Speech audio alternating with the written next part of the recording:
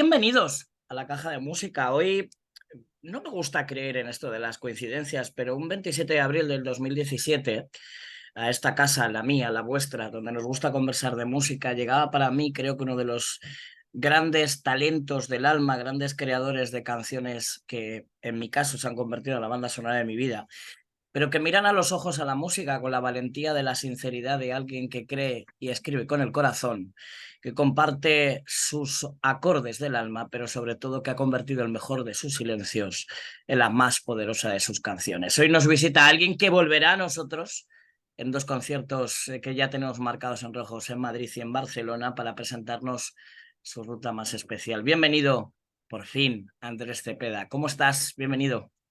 Muy bien, David, muchas gracias por recibirme de nuevo. Qué rico volver a conversar contigo y nada, muy feliz haciendo música, girando, lanzando álbumes, no, muy contento, haciendo lo que más me gusta en la vida.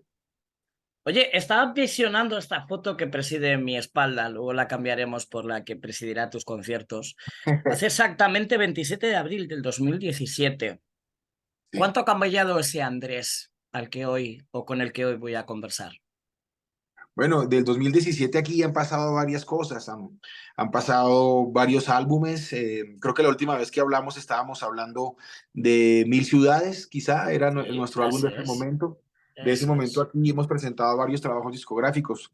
Uno que se llama 13, que es la primera parte de un trabajo colaborativo que consiste en el álbum 13 y en el álbum 14 que acabo de lanzar, eh, que son dos álbumes en los que quise invitar a colaborar a una serie de amigos, artistas, que aunque pertenezcan a diferentes tendencias musicales, compartimos el amor por las letras románticas.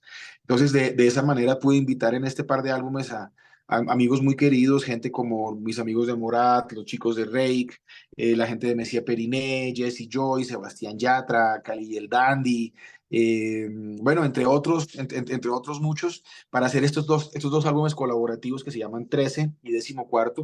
Y también tuve oportunidad de lanzar otros dos álbumes de un carácter mucho más personal, uno que Eso se es. llama Guitarra y Voz, que como su nombre lo indica, pues es solamente acompañado por un instrumento, por la guitarra de John Harvey Ubaque D'Artagnan en un recital que hicimos en el Teatro Colón de Bogotá, con en su mayoría canciones inéditas.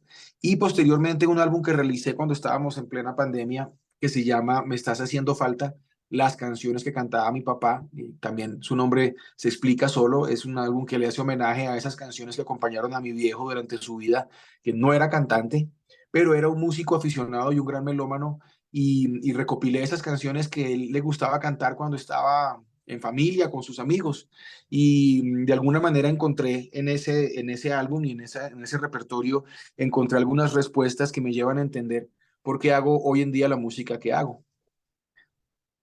¿Y qué respuesta encontraste, ya que me dices esas respuestas? Me encontré con música de Jaime R. Echavarría, de Agustín Lara, El ADN. ¿cómo se llama? Bueno, de una cantidad de autores, ahorita tengo la memoria recién despertada, pero de una cantidad de autores que fueron mi compañía en la niñez, viendo Eso cómo es, disfrutaba mi papá su eso música, es. y de alguna manera eso me fue marcando mucho y me ha llevado a ser el artista que soy hoy en día. Entonces ese álbum para mí es bien interesante, y de hecho de esa pregunta y de esas respuestas, parto para organizar el repertorio de esta gira que estoy presentando, que se llama La Ruta Púrpura, La en la púrpura. cual canto obviamente mis éxitos más importantes, pero también hago un recorrido por esa música que fue mi gran influencia y que me lleva a ser el artista que soy hoy. Entonces, de eso va un poquito la gira La Ruta Púrpura, que fue un proyecto que comenzó en agosto del año pasado en Estados Unidos y Canadá, que después visitó mi país, Colombia, donde ya he realizado unas 11 o 12 fechas en diferentes ciudades, que me llevó también a Centroamérica, que me va a llevar ahora a Sudamérica y que finalmente me va a llevar a una serie de ciudades europeas. La Ruta Púrpura, que es esta gira que se ha caracterizado por llevarme a unos escenarios que aprecio mucho. Muchos de ellos son íconos culturales de las ciudades en que he visitado. Y ahora voy a estar visitando España, en Barcelona, en Madrid. Vamos a Eso estar es. también en el Reino Unido, en Alemania, en Francia, en Italia, en otros lugares más, y en Bélgica. Y bueno, con eso cerraríamos esta etapa de esta gira que se llama La Ruta Púrpura, que me ha traído muchísimas alegrías porque ha batido récord para mis estándares en cuanto a lo que es las boleterías agotadas, la repetición de fechas, bueno, toda una serie de cosas que nos han dado a entender que la gente ha disfrutado mucho de este proyecto de La Ruta Púrpura. Pues hablemos de la ruta de Andrés hasta llegar hasta aquí. Como hemos dicho en el comienzo de esta conversación, yo tuve el placer de comenzar contigo en 2017, pero es de todos conocido que nos atropelló una pandemia de por medio, ¿no? Donde la música se paró, donde todos nos vimos abocados a ese silencio, que ya hablaremos del silencio como concepto después. Pero ¿en qué te ha cambiado a ti en la manera de concebir y crear la música todo este tiempo? ¿Te ha cambiado de alguna manera? Pues tal vez sí, porque me dio la oportunidad de trabajar casi 2 años en la creación de proyectos nuevos, en la composición y en la producción. Al dejar de girar tanto, este otro faceta pues del trabajo, del oficio musical, se potenció, hubo mucho más tiempo para la creación y eso creo que fue algo muy positivo. Y al mismo tiempo me hizo entender eh, la importancia de aprovechar la oportunidad de hacer los directos, de hacer los conciertos, de hacer los shows. Eh, Al no tener la posibilidad de hacerlos durante casi un año y medio, para mí se volvió urgente presentar cada vez más y mejores eventos en vivo. Eh, pero también, como te decía, me conectó con darle mucho más tiempo y mucho más importancia a los momentos de creación artística. Entonces, sí, creo que hubo una madurez y una comprensión ahí interesante de las oportunidades que se tienen en este oficio. Oye, hay un concepto que llevo persiguiendo detrás a todos los que os dedicáis a la música 24/7, que despertáis pensando en música, observáis sintiendo música, dormís pensando en música, sobre el concepto del silencio. En Ujú. un artista como tú, que lleva viviendo la música desde hace tantos años, casi desde que era pequeñito, ¿es fácil desconectar la cabeza y dejarla en otro ámbito? ¿Simplemente dejarla vivir? ¿O se piensa tanto en la música que eso es muy difícil? Es muy difícil, pero es necesarísimo. Eh, no solamente por una cuestión de salud mental, sino Importante. exacto, sino porque también hay que recordar, y que es una cosa tan elemental que a veces se nos olvida, que el principio de la música y la función, la aparición, la sensación inmediata de la música es un concepto casi que binario, ¿no? El Sí. silencio, el sonido. Este es el principio de todo concepto musical, el silencio y el sonido. No hay música sin silencio, no hay música sin sonido. Tiene que haber ese contraste para que exista la música. El ritmo es la interrupción del sonido, la melodía es la existencia de las alturas en el tiempo, tal. Pero si no tenemos un silencio, no tenemos música. Entonces, que es importantísimo encontrar eso en la vida profesional y en la vida personal. Y hay ciertas, llamémoslo, espacios o escapatorias que tiene uno para encontrar ese silencio. En el caso mío, tiene que ver con la vela, con estar en el agua, con estar en el mar, Qué con bueno. estar a bordo del velero y no escuchar nada más que el sonido de la brisa o de las olas en el casco.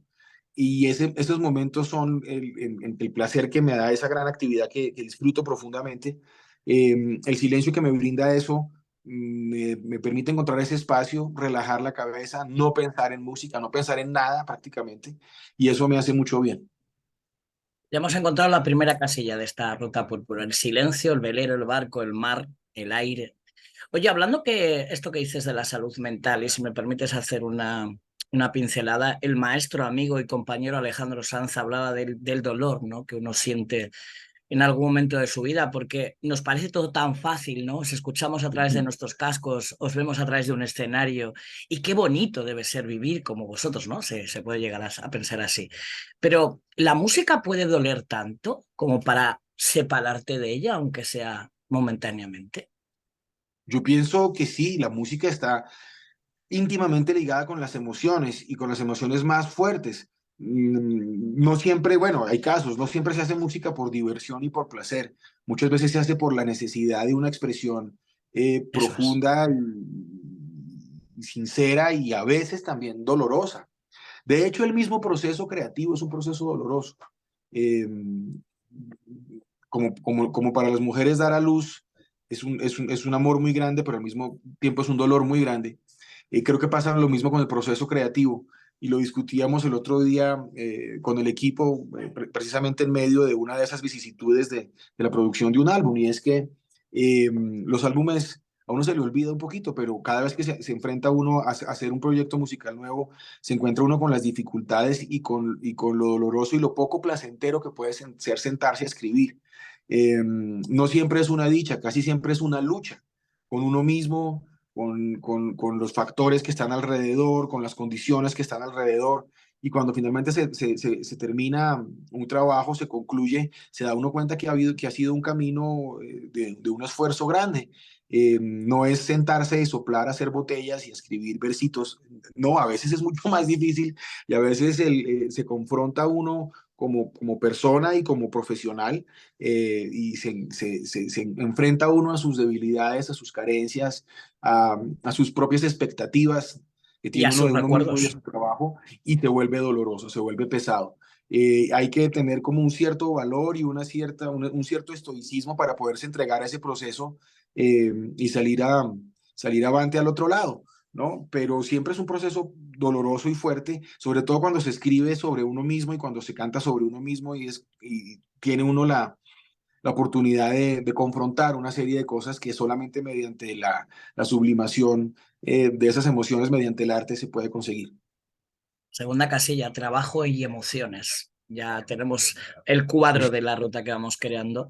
Pero me has hablado de algo que a mí en este tipo de conversaciones me gusta mucho resaltar, el tema de la producción. Creo que es la parte como más ingrata porque no se habla de ella, porque es el final, el vestido de una canción, ¿no? De cuando nace chiquitita a cuando pasa por ese filtro del estudio. ¿Tú qué has aprendido de esa producción? ¿Qué tal se lleva ahora el Andrés creador con el Andrés productor o el que ha aprendido a hacer producción? ¿Es fácil equilibrar mentalmente esas dos funciones? No, porque cuando uno empieza la carrera, cuando uno está muy joven y empieza la carrera, uno no es tan consciente de todas las etapas del proceso. Obviamente uno las vive, pasa por ellas, pero siente que todo es un más producto como de la inspiración o de la magia, pues, que puede traer este oficio. Pero a medida que pasa el tiempo, uno se vuelve un poquito más cínico y un poquito más enfocado en los detalles de ese proceso. Por eso te digo que a veces puede ser un poquito sufrido. Pero claro, cada álbum que realizas, cada colaboración que haces, cada sesión de mezcla, de mastering, de producción, de arreglos, te van haciendo entender mucho mejor los elementos con los que trabajas. Y asimismo que los entiendes mejor y sabes utilizar mejor esos recursos, asimismo las inquietudes y las preguntas y las posibilidades crecen y se aumentan y te complican un poco la cabeza, ¿no? Se vuelve uno un poquito más metódico, no, ¿cómo se llama? Más cuidadoso, más Minucioso. detallista, sí, con el proceso y entonces eso hace que uno encuentre menos la satisfacción inmediata, ¿no? Siempre uno está pensando que se puede hacer esto un poquito mejor, que este músico puede tocar mejor su parte, que el arreglo me pudo haber quedado mejor, que la mezcla puede sonar mejor así, y empieza uno como a volverse demasiado meticuloso a medida que va siendo más consciente de cómo puede usar esos recursos. Pero eso también tiene un lado positivo y es que quieres estar o tratas de estar más en control de una situación que no siempre se deja controlar, pero que uno está, esa es como esa puja que uno está haciendo constantemente, ¿no? Hasta dónde la música y lo que estoy haciendo tiene una vida propia y hasta dónde tengo yo posibilidad de interferir en la vida de esa música. Pero es una lucha constante, pero en medio de todo lo difícil que puede ser, hay en el fondo una pasión muy grande que hace que uno no abandone el deseo de seguirlo haciendo. Vea, voy a alternar dos preguntas, ¿vale? Porque aquí me has abierto dos puertas que me gusta mucho atravesar. Una es muy simple, es muy sencilla. La llamo la pregunta del coche. ¿Tú eres de los que te gusta trastear esos máster cuando se están creando las canciones, ponerte a conducir y escucharlas en ese sonido tan especial que decís los que os dedicáis a esto que genera un coche? Sí, sí, sí. Hay algo particular con el tema de escuchar música en el auto porque eh, es, es lo más parecido a una cabina de máster de un estudio, ¿no? Ujú, Estás encerrado en esta burbuja sónica. eh, Hace unos años, de unos años para acá, los sistemas de audio de los vehículos son bastante buenos y se aísla uno y nada como estar en carretera viendo pasar el paisaje para escuchar música. Se concentra uno muchísimo y encuentra uno los defectos. A mí me gusta mucho escucho música cuando estoy haciendo una producción, la oigo aquí en mi casa, la oigo en un pequeño televisor de parlante mono que también me sirve ujú. para oír cómo sonaría en un equipo de muy baja fidelidad. Pero en el auto es donde encuentro la mayoría de las cosas que quiero cambiar o arreglar o de lo que me gusta. Ahí me doy cuenta qué forma está tomando finalmente esa mezcla y me permite regresar al estudio, hacer ajustes y volver al auto.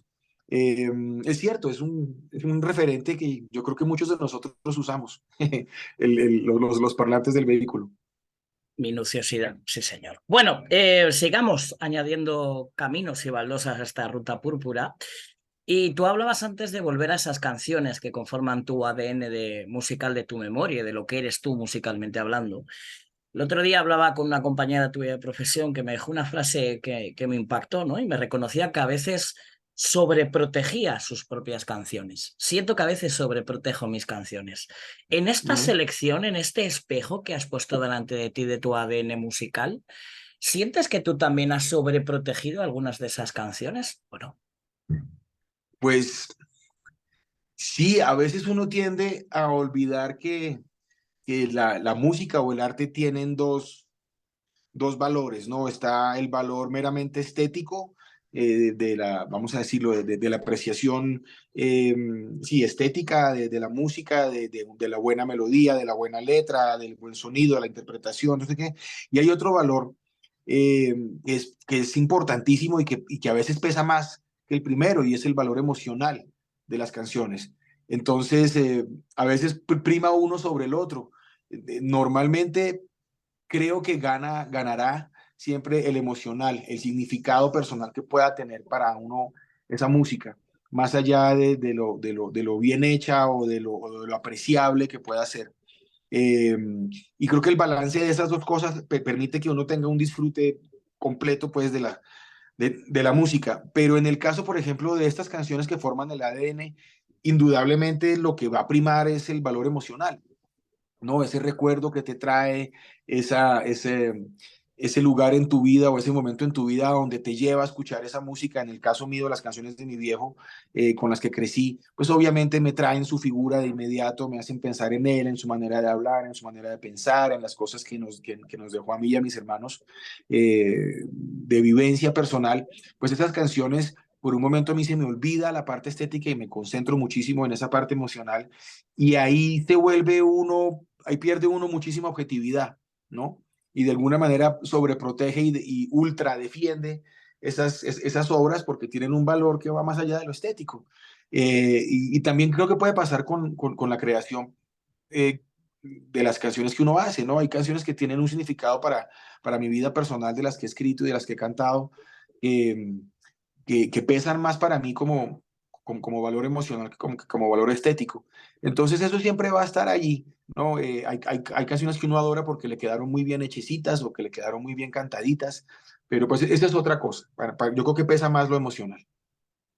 oye, hablabas antes bueno, esa discusión con el equipo, ¿no? A la hora de crear canciones. Quiero hablar del show.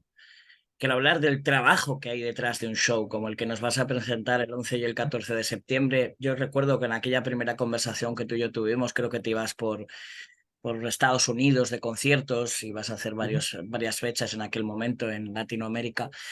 Pero ¿cómo y cuánto es el trabajo que hay detrás en un show de Andrés Cepeda?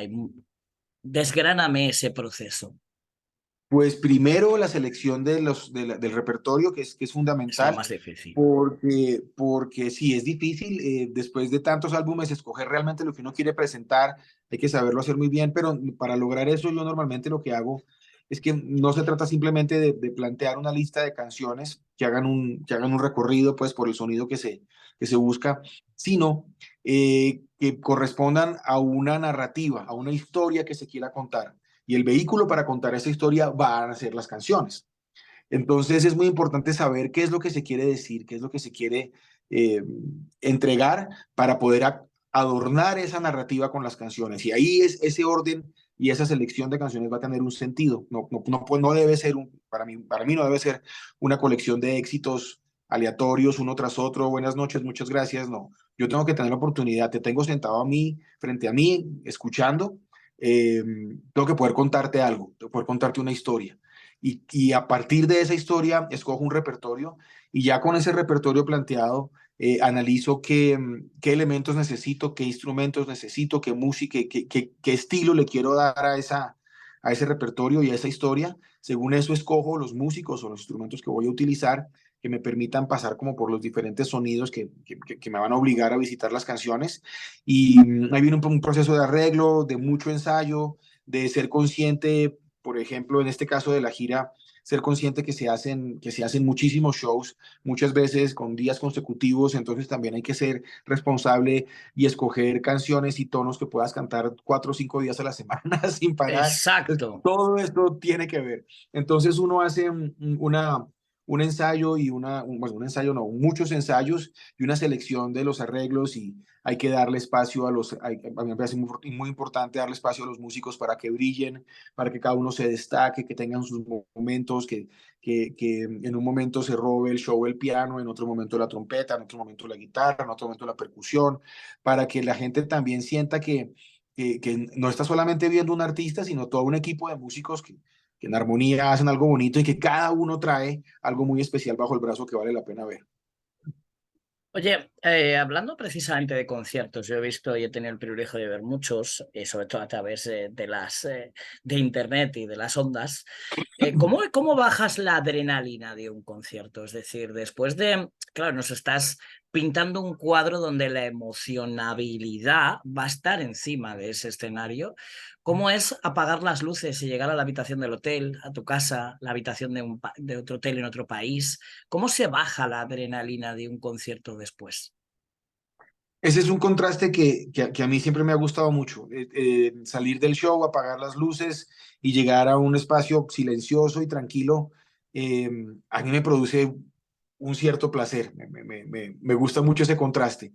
Y de hecho lo aprendí hace unos años, hay unos ejercicios de respiración y de enfriamiento, así como los hay de calentamiento para prepararse para cantar y para preparar la voz y el cuerpo. Los hay también para enfriar y para bajar y para poder conciliar el sueño, porque hay que madrugar normalmente el otro día, coger un avión o un tren o lo que sea. Entonces, sí, hay una serie de ejercicios que tienen que ver con la respiración que te ayudan a nivelar y a bajar esa adrenalina y a prepararte para el sueño, porque a veces la emoción es fuerte y no es fácil conciliar el sueño después de un show muy emocional, muy emotivo. Oye, si yo mañana, y creo que quedarían muy poquitas, pero si yo mañana tuviera que regalar una entrada o bien para el Coliseo o no el Palau de la Música a alguien que no te conociera, mira que es difícil, y tuviera que Ujú. decirle, ponte de esta playlist, ponte esta canción para que sepas qué es la Ruta Púrpura. Si yo mañana le regalase esa entrada a alguien y tuviera que elegir esa canción que para que sepa, saboree lo que se va a encontrar en ese concierto, en ese show, ¿cuál sería la que tú me dijeras, ponle esta canción? A ver, no sé si te diría una canción, ahí tengo una duda, porque no sé si nombrarte una canción de mi autoría, de mi repertorio, o nombrarte una canción de las de mi Buena duda, influencia. buena Sí, duda. es una buena duda, pero Pues elígeme si eres una una de persona cada, una y una. de cada Venga. mundo, bueno, de las mías creo que te invitaría a que le hablaras de una canción que es con la que estoy abriendo el show. Este show, antes de invitar a la banda al escenario, me siento al piano y canto una canción que se llama Día tras Día. Hay una razón muy importante y para que esté en primer lugar, que es la primera canción del show, que la canto solo. Es una canción que siento que me representa. Y en cuanto al otro mundo, a la parte, digamos, de la influencia, creo que citaría una de las versiones favoritas que hago de esas canciones en el show, que es una versión que hacemos de Noche de Ronda de Agustín Lara. Wow, buena elección. Oye, para ir terminando, Andrés, has citado a muchos, muchísimos de artistas con los que has colaborado, además, profesionalmente a nivel de canciones, artistas muy jóvenes algunos. Desde tu perspectiva de ese trabajo medido que me has descrito esta tarde de nuevo, ¿piensas que estamos metidos en una especie de ciclo o de espiral de fast food musical, donde parece que el hit de hoy, dentro de 15 días, ya no se sabe cuál es y al artista le piden otro a los 10 y luego otro al mes siguiente? ¿Estamos viviendo esa espiral tan complicada? Sí, absolutamente, absolutamente. Y es un ritmo y es un vértigo, es complicado. Por eso hacer álbumes y hacer proyectos un poco más ambiciosos en cuanto a su duración en el tiempo es importante. Me parece que la música siempre ha estado condenada a la fugacidad porque existe en el tiempo y está limitada en el tiempo por definición, pero no podemos llevar ese concepto tan lejos. Creo que hay que darle oportunidad a las canciones que tengan una vida, a la gente que las pueda incorporar, que las disfrute, que las escuche una y otra vez, no solamente en el momento en que las conoce, sino más adelante en la vida. El consumo de la música no debería ser tan vertiginoso y tan fugaz. Por eso me parece importante que junto conmigo haya aún artistas que queramos apostarle al álbum, a la experiencia un poco más grande y más eh, pausada de la música. Crear un álbum es crear un pequeño universo de canciones que se deberían poder masticar durante mucho tiempo, ojalá durante muchos años. Entonces creo que defender ese concepto del álbum sigue siendo importante.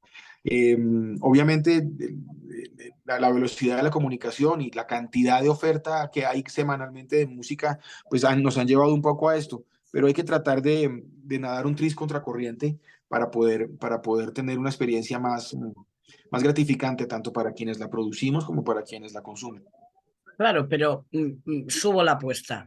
Y ahora que vivimos en esta espiral de las IAs, de las inteligencias artificiales, no lo tengo claro. ¿Es un peligro? ¿Es una realidad ya? ¿Es una herramienta? Porque el otro día leía precisamente al autor de la banda sonora de Last of Us que las IAs también pueden recuperar sonidos que se habían olvidado, ¿no? Sí, De instrumentos. ¿Cómo lo ves tú, el mundo IAs para la pues música? yo pienso, bueno, ahorita me hiciste pensar en lo que está haciendo Paul McCartney con unos demos de John Lennon. Van a lanzar una canción en donde la inteligencia artificial nos ayuda a imaginar cómo hubiera sido la canción si Lennon estuviera vivo y creo que va a ser una representación muy fiel. Yo pienso que es una herramienta, es un instrumento. Yo lo comparo con la pólvora o con la dinamita. ¿No? Gracias a la pólvora y a la dinamita, pues las obras de ingeniería y una cantidad de cosas importantes se han logrado hacer para bien de la humanidad, pero también han sido un arma muy mal utilizada, también han sido un instrumento de destrucción. Entonces, como todas las tecnologías, se corre ese peligro de que su uso no sea el ideal. Pienso que hay un tema que siempre va a recaer en la responsabilidad de la conciencia del ser humano, cómo utiliza los recursos que tiene a su alrededor.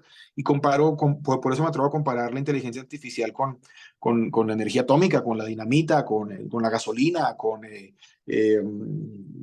todo tipo de tecnología que nos puede llevar a grandes avances y cosas muy positivas como a grandes errores. Entonces, pienso que vuelve a recaer sobre la conciencia del ser humano y su responsabilidad el uso de estas tecnologías nuevas.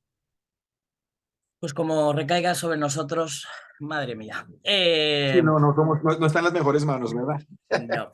Oye, Andrés, para terminar, llevo dándole vueltas a esta idea en lo que hemos hablado de la conversación. De repente, los dos sitios donde vas a estar, en el Palau de la Música y en el Coliseum, los conozco además vacíos.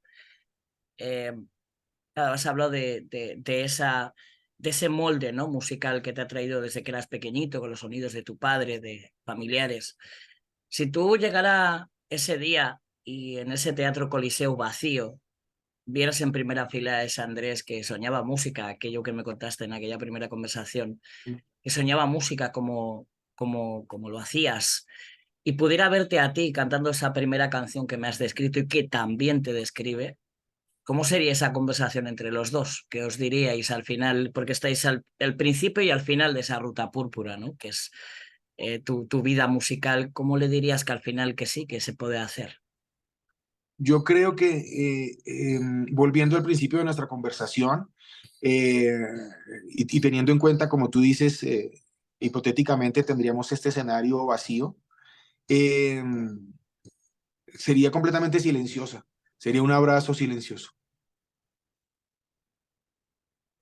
Lo has dicho antes. El silencio es a veces la mejor de las músicas, no lo olvidemos. Oye, después de este final de la Ruta Púrpura que nos va a llevar por tantas ciudades, hay canciones, hay proyecto, hay disco. ¿Qué hay después? Sí, acabo de entregar el álbum 14º, pero estoy desarrollando un proyecto, dos proyectos, de hecho, uno que se llama 7 de julio, eh, que estoy en plena etapa de producción ahorita con él, y estoy desarrollando un álbum también, pero con un concepto muy distinto. Estoy haciendo, después de muchísimos años, estoy trabajando con una banda, estoy siendo parte de una banda de rock con algunos colegas míos y estamos trabajando en el álbum que vamos a publicar en el año 2024. Amigo Andrés, ¿se nos ha olvidado algo que te gustaría que pusiéramos como firma, como rúbrica a esta conversación, o nos hemos acercado a lo que querías contar? No, yo creo que estamos muy bien cubiertos y ha sido muy grata la conversación. Solo quiero reiterar que vamos a tener un par de noches muy especiales en tanto en Madrid como en Barcelona.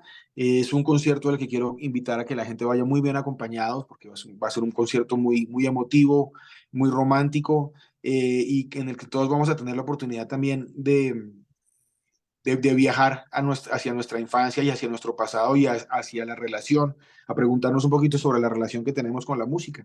Y eso inevitablemente nos va a llevar a pensar en nuestro entorno de la infancia, en la familia, en los viejos, en la música con la que crecimos, que es una reflexión bonita porque la música siempre, como los aromas, nos lleva a los mejores recuerdos. Pues fíjate, yo voy a completarte esa reflexión. Yo decía que ese 27 de abril del 2017 tuve la oportunidad no solamente de conversar contigo, sino de escucharte en aquel showcase en tu Sí, casa, en Sony Music. A partir del día sí, claro. 28, que fue el día siguiente, para mí empezó esa otra parte de la Ruta Púrpura donde posiblemente he sido muy feliz y fue gracias también en parte a tu música. Así que, amigo Muchas Andrés, gracias. gracias por esta maravillosa conversación donde la música es esa gran niña o ese gran niño de grandes ojos marrones que necesita que le sonrían, que le cuiden, que lo mimen y que sobre todo sientan aquí lo que cantarán aquí, porque de aquí se pasa la eternidad. Así que, amigo Andrés, Muchas un gracias, lujo David. y nos vemos en España. Un abrazo grande. Cuídate mucho. Nos vemos pronto. Nos vemos pronto.